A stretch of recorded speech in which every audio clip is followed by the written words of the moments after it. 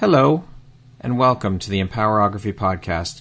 This is a platform created for women's voices to be heard and a place to share their stories, journeys, and successes with the world for the purpose of helping other women who might be on similar journeys. We are empowering women one episode at a time. I'm your host, Brad Walsh, so kick back, grab one of your favorite beverages, and enjoy the stories.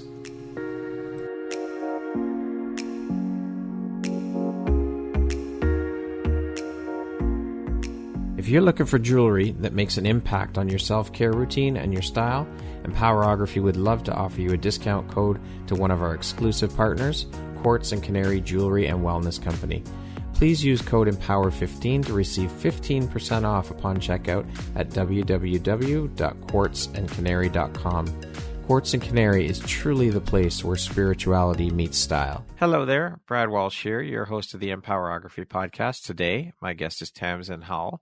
She is a performance psychology coach. Welcome, Tamzin. How are you doing today? I'm very well, Brad. How are you? I am doing wonderful. Thank you so much for making and taking the time to be here with me today. I'm really excited to have you here and looking forward to jumping in and learning more about who you are, your journey, your story, and all of the things. Amazing. Well, thank you so much for having me. It's a pleasure to be here. The pleasure is all mine. So, as mentioned, you are a performance psychology coach. You're in the process of getting your coaching certification by ICF. You're currently working in the corporate world. You are a featured writer for a magazine. That is quite the resume. How do you find the time for all of this, Tamzin? And how important is prioritization and organization to you? And how do you stay on top of things? I mean, working as a coach and working a full-time job in the corporate world, how do you do it? So I get asked this all the time, Brad. And as you know, I've also just completed a 4-year degree. And, prioritizing and getting things done is something that I am good at. I'm not great at everything, but I'm very good at that. And I do that by just having things in my diary that are aligned with who I am, what I do, but also that set my soul alight. Things that I really enjoy and that I'm lucky. I love my job. I love my corporate job. I'm lucky that in my corporate job, I get to do training, development, coaching. So it's aligned as well with my business. But I'm very fortunate. What I do is my hobby. So my son and my husband, for example, their hobby is golf. So they go out every Saturday and Sunday morning for 6 hours and they play golf. And that's their hobby. That's what they love to do. To me, developing, training, coaching, that's my hobby. As you just mentioned, you recently graduated with honors from your social psychology program. Congratulations. Thank you very much. What inspired you to go into the world of social psychology? So interestingly, when I very first signed up to do my degree, I actually signed up to do a forensic psychology course. Okay. And the modules, there's certain modules that we have to do, whether it's social psychology, pure psychology, forensic psychology, educational psychology.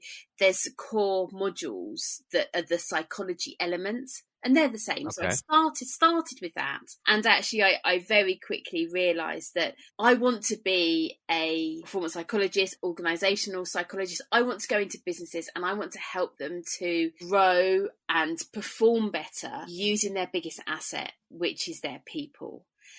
And to do that, the forensic psychology route wasn't the right route for me. Actually going down a social psychology route where social psychology looks at societal influences and how we can collectively create a movement that is right and aligned, and we can create a place for happy people to be. And that's all that I'm aligned with, and that's all I want to bring into organisations. So actually the social psychology, and also understanding how things can go wrong with groups of people, and how actually governments, educations, parents, society, we can all have a very negative impact on people. We can have a positive impact, but we can have a negative impact.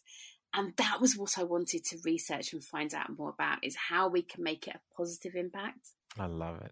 So why did you decide then to enter into the world of coaching versus becoming a traditional psychologist? And did this journey begin with some of your own personal struggles? Did it? No, I don't think maybe it did actually. I've never asked myself that question, which is why I'm hesitating. We're uncovering some stuff here. This is good. I think great coaching question. So I've actually been coaching in one form or another for the last 20 years. So I've had I've been very fortunate. I've had a great corporate career and leadership development and training. I did go on, I come from a finance background, and I did go on coaching courses, and I've trained coaching courses to one form of another, and coaching has been a big part of what I do innately. And I didn't start my psychology degree to become a coach. That wasn't it. It was more about being an organizational psychologist and a consultant in businesses.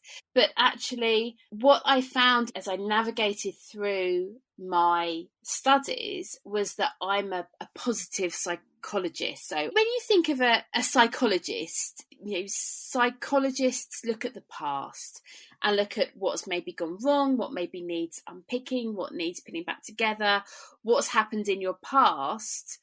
And that isn't really an area that interests me. As far as I'm concerned, the past has been and gone. What we need to focus on is the right now and our future.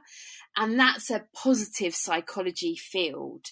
And so coaching is very much about looking forward thinking, not looking at the past. Right. So as I was doing my psychology and as I do my training and my development, coaching comes in. And if you'd have asked me 6 months ago, maybe 10 months ago, did you know everything about coaching? Yeah, I know about coaching. I've been coaching for years. It's part of positive psychology. I know about it. But actually, I wanted that qualification. I'm big on qualifications, probably too heavy on qualifications. But, if I read a book, the book has to be written by somebody who is qualified. That's the first place I go to. So because that's very important to me, if I'm helping people, I want to have those qualifications. I've got the experience, but I also want the qualifications. So I started my coach training to get the qualifications. But actually, I've got so much more because I have grown as a coach. I've developed as a coach. I've got so much more to offer now than I did before I started my qualification as a coach. So, as I mentioned off the top, you are getting certified through ICF. In what way do you think that certification will add to your skill set as a performance psychology coach? It gives me the knowledge to get the foundations right. It enables me to serve my clients in the correct way, the way that we ask questions, the way that we identify body language, we notice what's going on for the client, we're holding the client's space. One thing I've really learned is that I need to shut up. And from my training and development background is all about mentorship and sharing my experience and passing that on and helping people to grow through my knowledge. But coaching is about holding space. Yeah, for sure. Listening is the most important, I would say. Absolutely, without a doubt. Can you share with us exactly what your focus is then with your clients as a performance psychology coach? So my focus is actually to allow them to find what their focus is, because it's not about me, it's about them. And I can help them to become, I don't want to say better, because I think everybody's absolutely fabulous just the way they are. I want to support people to believe in their abilities. And the reason that I've taken psychology and performance and put it together is because I truly believe that as individuals, we are either our own worst enemy or we're the best thing we can do for ourselves. We can talk ourselves out of something in an instant. We can make or break a deal, a contract, a conversation by what's going on in our head and how we perceive things. And we all want to perform better, whether it's in our jobs, whether it's in our businesses, whether it's in education, whatever it is, we all want to perform to the best of our ability. And we are all capable of anything we want, but we hold ourselves back. And we hold ourselves back because of our own self-talk, our past experiences, our past biases, what people have told us in the past, how we compare ourselves with others, whether we're motivated, whether we believe in ourselves. There's so many reasons why we hold ourselves back. And my coaching is about drawing a line in the sand and moving forward without any of those restrictions. Just pure self-belief.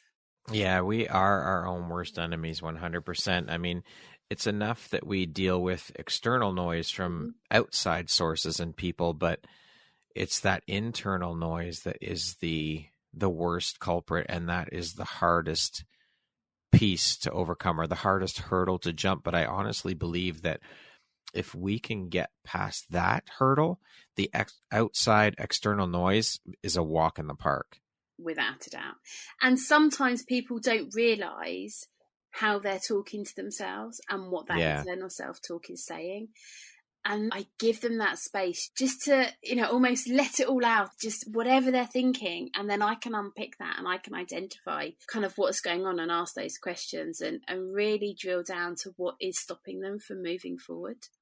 So what is it that sets you and the work you do apart from other coaches? Why would they choose to work with you over someone else? We are all unique, every single one of us. And my story is, up until the age of 15, 16, I was told I wasn't good enough by my teachers and at school.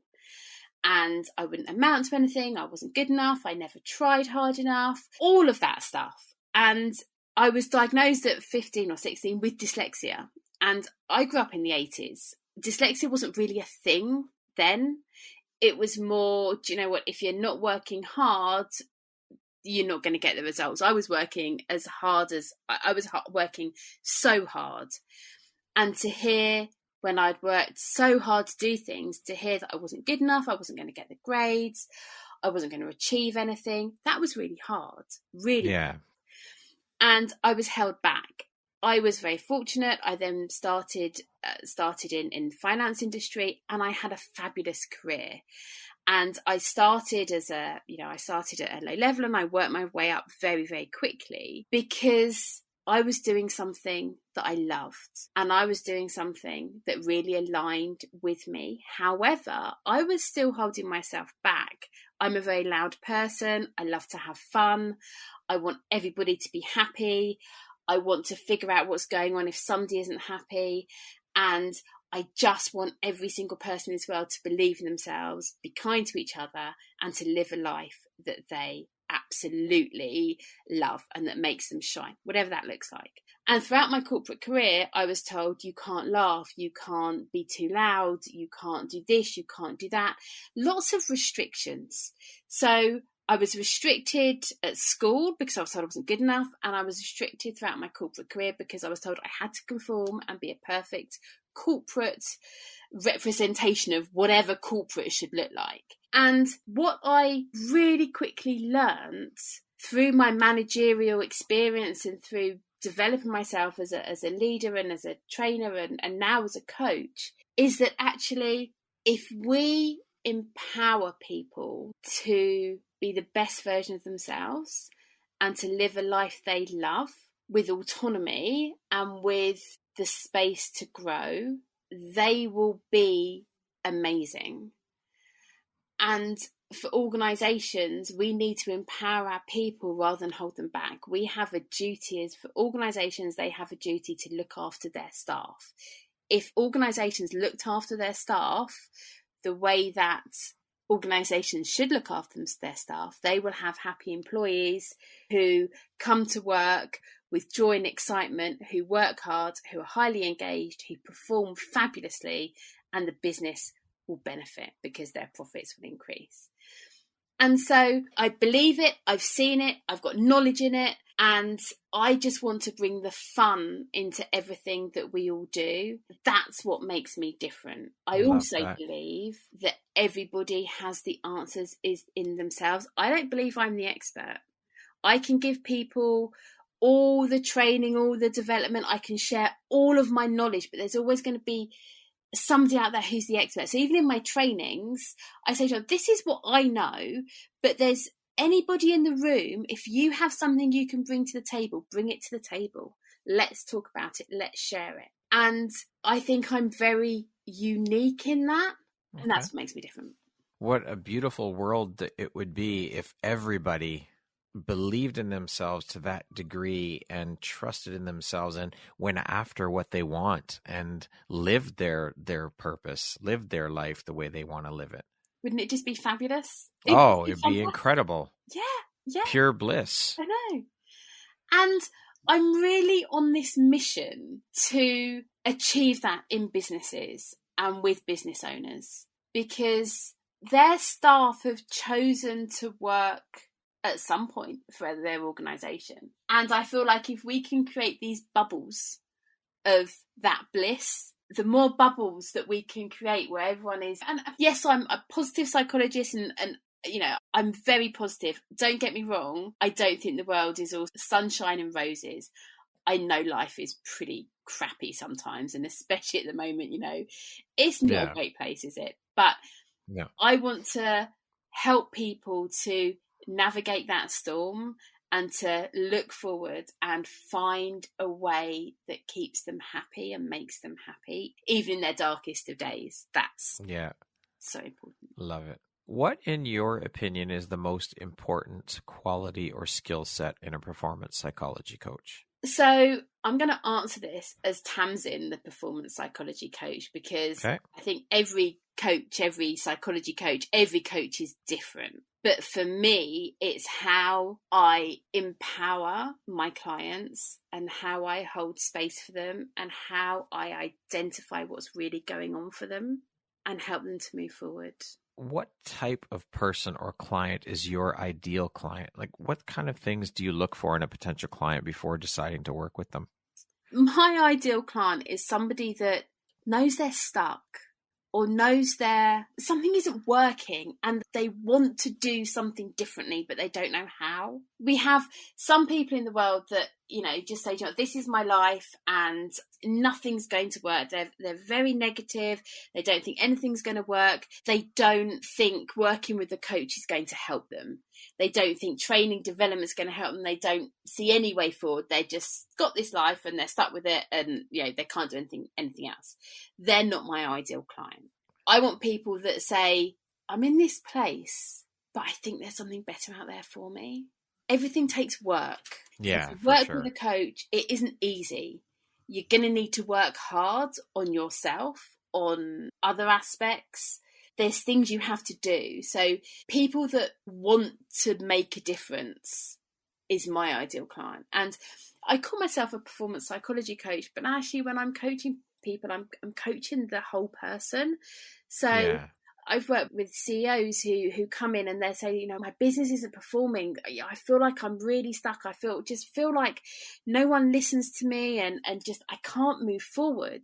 But after sessions with me, we've identified that actually what's going on in the business isn't what's holding them back.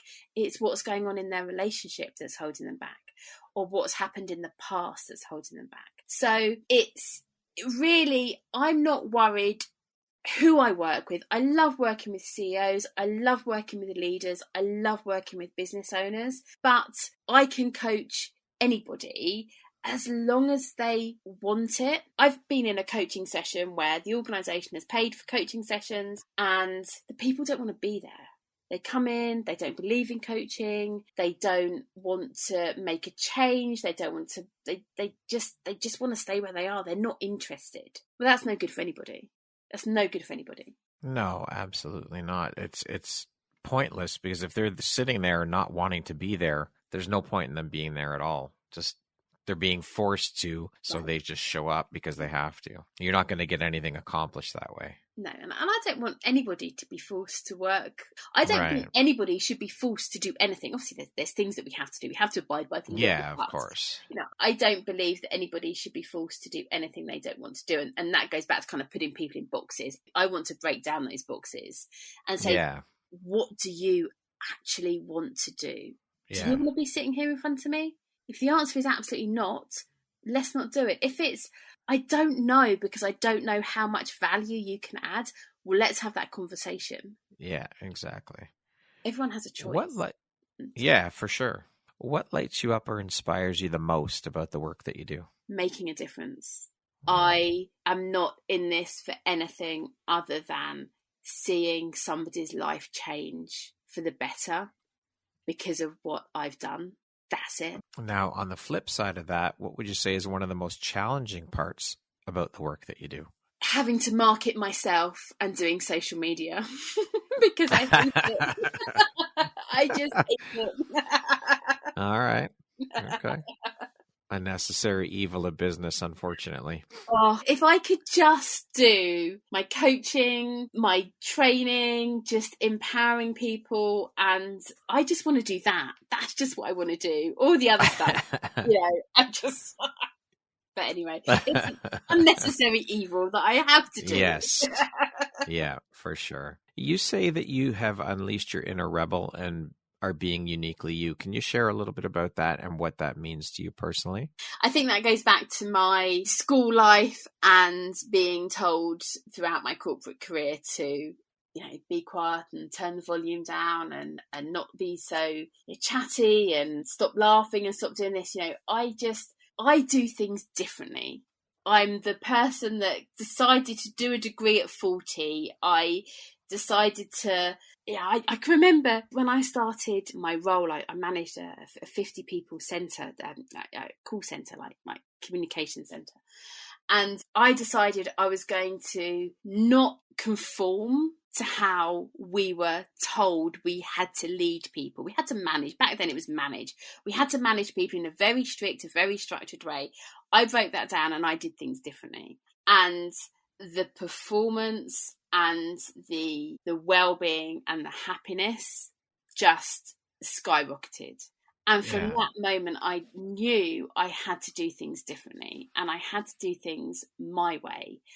I truly believe, yes, okay, as I've said, there's laws, there's things we cannot do. There's there's absolutely things that we cannot do, but I believe rules are there to be broken.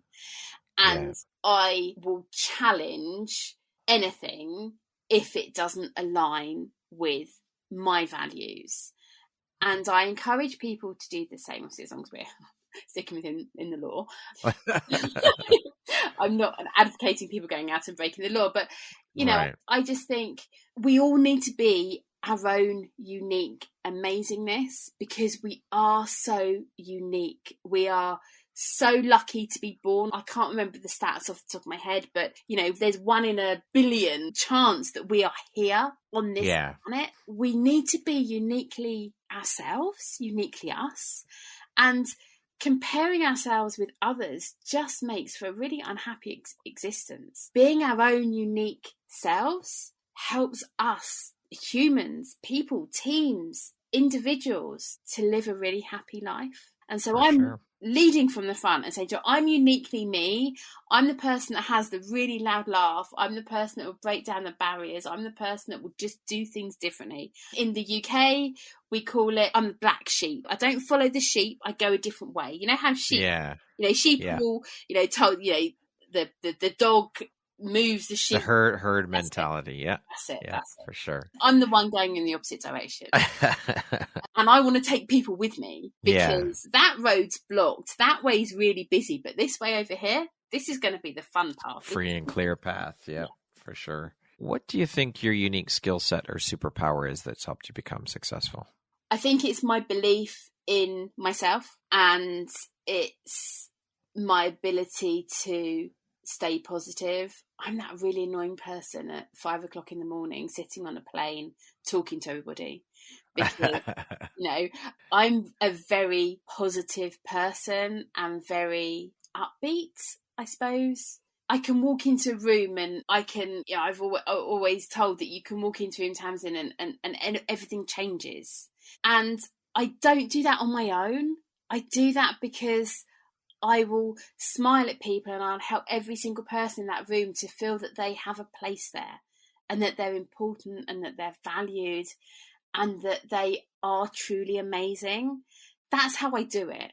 And so the way that I have and I will continue to be successful is that belief in myself, but also in the belief in others, because everybody is fabulous. Everybody. Yes. 100%. People don't believe it, but I do. I believe to anybody listening to this, I don't know you, but I believe in you. I 100% believe that you are capable of whatever you want to do, but it's got to align. It's got to make you happy. It's got to set your soul on fire. It's got to be something that really excites you. If it doesn't excite you, it isn't going to work. That's right. 100%. Speaking of success, Tamzin, how do you define success? What does that word mean to you? Living a life that just makes me happy and really makes me happy, and seeing others living a life that makes them happy. Some people aspire to be on the red carpet. Some people aspire to have a song in the top of the chart. Some people aspire to be CEO of a FTSE 500 company. Some people aspire to be on the front of Forbes magazine. Whatever it is you aspire to be, some people aspire to go to work in a florist and come back and enjoy their life. Whatever it is that absolutely lights you up, that's what success is. If you're living a truly happy and fulfilled life, that's your life. So I know that I'm living a life that I love. Have I got plans to do more? Yes, of course I have. Have I got plans to have more? Yes, of course. But right now, I'm living my best life. And that's what success is. Beautifully said. What would you say is one of the most important things you've learned in your life? And what was your life like before learning it? And what was your life like after you learned it? Great question. Thank you. Everybody has an opinion on what your life should look like. Everybody judges what they think you should be doing. And I learnt this when I was in hospital having my son. And I was in hospital. I had quite a traumatic time, and I was in hospital, and he had to have antibiotics, so he had to stay in for. I think we had to stay in for 4 days after I had him. And I was sitting there, and a midwife would come in and tell me I needed to feed him this way. Then she would go off shift, and another midwife would come in and tell me I'm doing it wrong. I need to do it this way. And someone else would come in. No, you're doing it wrong. You need to do it this way. After about the 6th person that told me to do something differently, I absolutely lost the plot. I was told it was because I was hormonal and because I'd had a baby, and it's all normal for women to feel like this after they've had a baby. I said to my husband, you have just got to get me out of this hospital before I absolutely lose the plot. I'm fine. It's not my hormones. I'm just fed up of people telling me how to raise my child and what to do when I know what's wrong with him. But because I'm listening to other people, I am getting it wrong.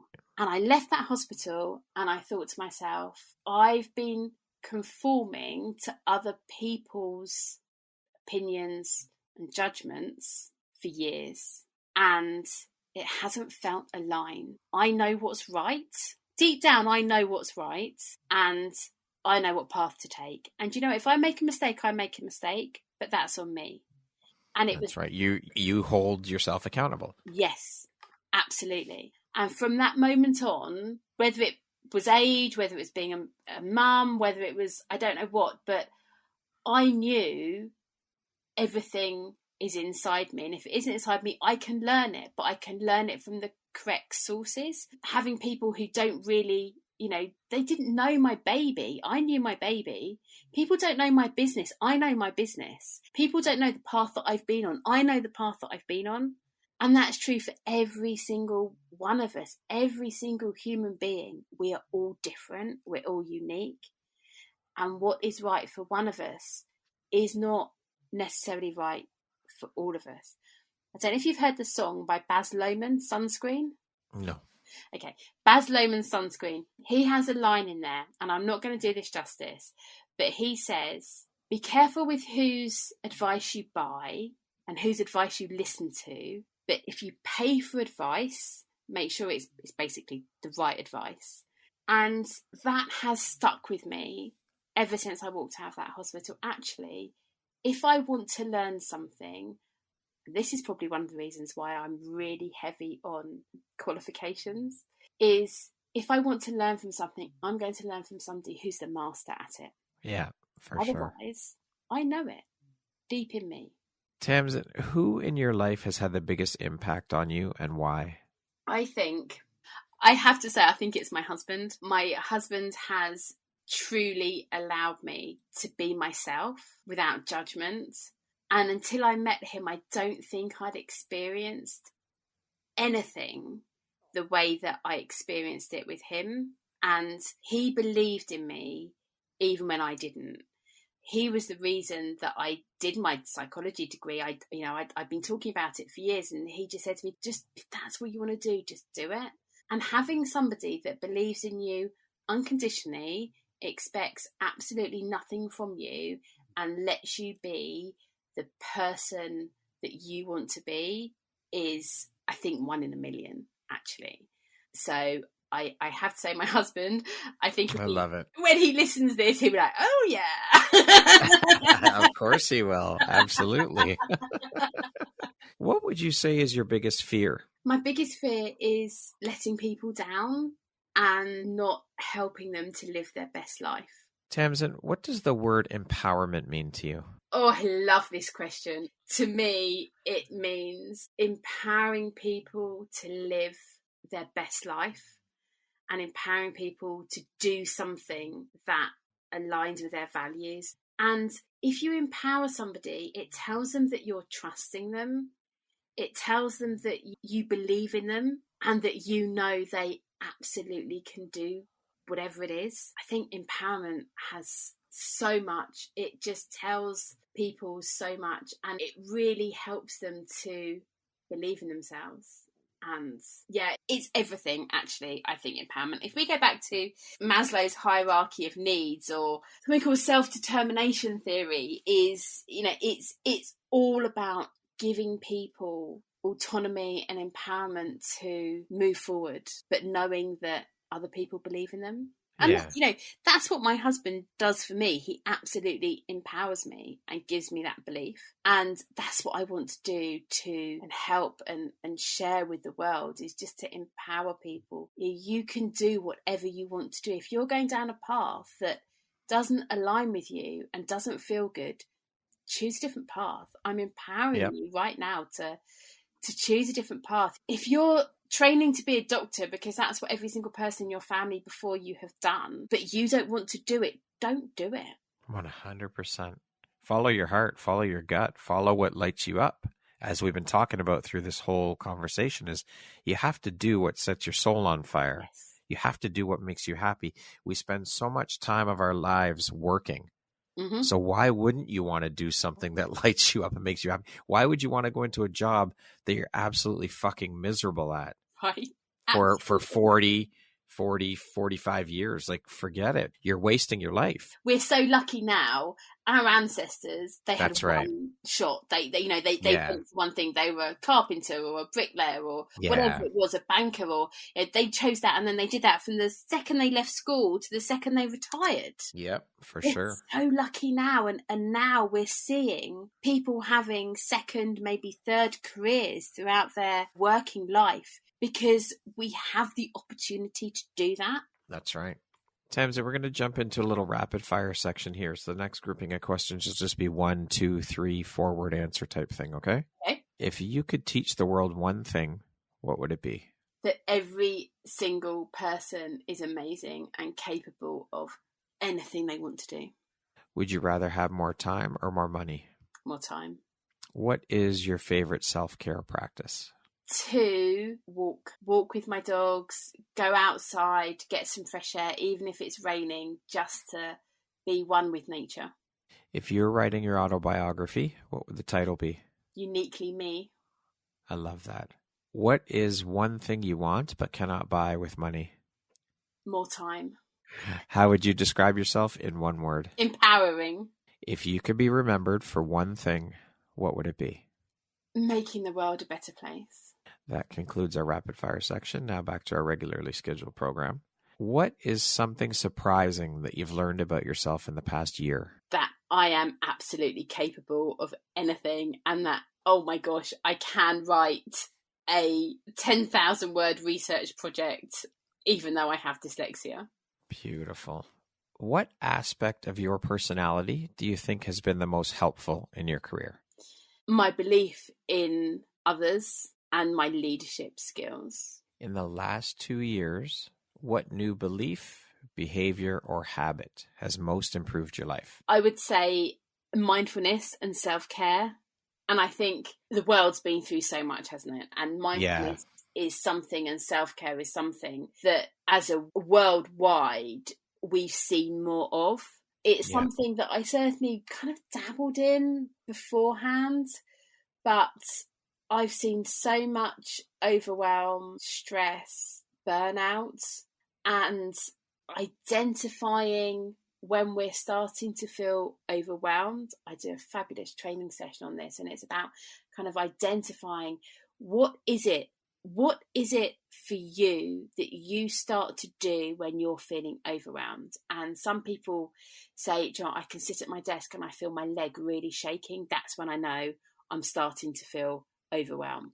Or eating too much or drinking too much, or whatever it is. We all have our own trigger. And it's by identifying what's happening and saying, I'm taking myself away from this situation and I'm giving myself a break and I'm going to do something mindful. Whether it is, I'm not somebody that's into meditating and yoga, but I do absolutely love mindful practices that are quick and easy. I'm all about ease. I'm all about doing things that are simple and just taking my dogs and going out for a walk and clearing my mind and looking for 5 things that are brown, 5 things that are blue, all of that stuff. Or having a mindful coffee, or doing something, meeting a friend for a coffee and having a giggle, or reading a book, or just something that is self-care, mindful practice, but that's unique to me, that isn't what someone else has told me to do. It's something that I've tried and that I know I enjoy. Yeah. I would never have done that before. I would always be like, well, what's the advice? What people suggest I do? And I tried yoga. I hated it. I tried meditation. I hated it. I got bored after a couple of minutes. I'm not one for sitting down doing nothing. But actually, mindfulness doesn't have to be sitting down quietly doing nothing for an hour. Absolutely. It sounds like such a simple concept, but it is so hard to do because I think that we've become so conditioned to always be on the go. You always have to be doing. But we're not human doings. We're human beings, and we need to remember that. I love that. We're not human doings. We're human beings. I love that. That should be your quote, Brad, for the day. I love that. Tamzin, if you had the opportunity to sit down and have a 1-hour conversation with one woman, any woman in the world, who would it be and why? So I would absolutely love to sit down and have a conversation with Brené Brown, only because her work, her research, everything that she does is so aligned with my beliefs. And I love learning from people, and I love hearing people's perspectives. And I feel like her research has been transformational, and it has enabled so many people to live a better life. And that's all I aspire to do. And I think I could learn so much from her. Absolutely. If you could go back and give your younger self one piece of advice, what would that piece of advice be? Don't listen to anybody. You have all the answers. That's an important one, and it's a very hard one to learn and to teach ourselves and to let that sink in. And because, we have problems trusting in ourselves. Absolutely. And we've been conditioned, haven't we, throughout education, that we have to listen to authority figures and this person and that person and all of these people because they know better. Yes. I can remember when it was the first time that I could vote after I was 18. So in the UK, we can vote after we're 18. And it was the first time I could vote. And because of, everything that my ancestors did to allow me to vote and to allow women to vote, I'm going to vote. Yeah. I'm going to vote. I'm so excited. And I did my research. Obviously, this was pre-Google. So, I did my research and went to the library and kind of tried to look at newspapers and listen to radio and, politics. I know politics now, but politics then, all these people are telling me all these amazing things, and that person says they're going to change my life this way, and that person says they're going to do this, and I believed them, and I voted, and I was excitedly waiting for all these things to happen, and they never happened. And I kind of thinking, how is somebody promised all this stuff, but they're not going to deliver it? And, that opened my eyes to the world of politics. Yeah, exactly. Exactly. Right. But that's a rude awakening, a really for sure. Really rude awakening. Yeah. But absolutely. Interestingly, I had voted for somebody because of what they told me. I, deep down, was really tempted to vote for somebody else because that's what my gut was saying. But actually, this person. But I didn't. I went by what they were saying. And obviously, in hindsight, should have gone for someone else. Or maybe nobody, but that's a different conversation. Yeah, absolutely. Lastly, Tamzin, if you were to deliver your last 30-second speech to the world, like your world, your corner of the world, your tribe, your people, what would that last 30 seconds sound like? What words of wisdom would you impart? Believe in yourself, because you are the most amazing person and you are fabulous. You have all the answers within you. You know what path to take. You know what you want to do.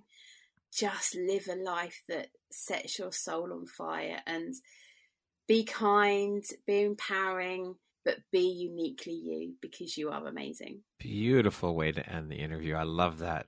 Very, very wise, beautiful words. Thank you so much, Tamzin, for taking the time to be here with me today and share a little bit about your story, your journey, the work you're doing. Keep shining that bright, beautiful light out into the world with all that you do. And I'm grateful and appreciative to have you as a member of the Empowerography community. And this conversation has been incredibly inspiring. So thank you for being uniquely you. Oh, thank you. Thank you for having me. My pleasure.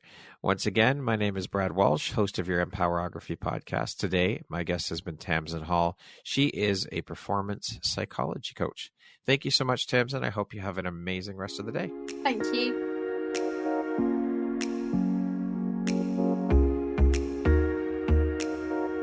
Thank you very much for listening to this podcast. If you haven't yet, please be sure to subscribe, rate, review, and share with all your friends.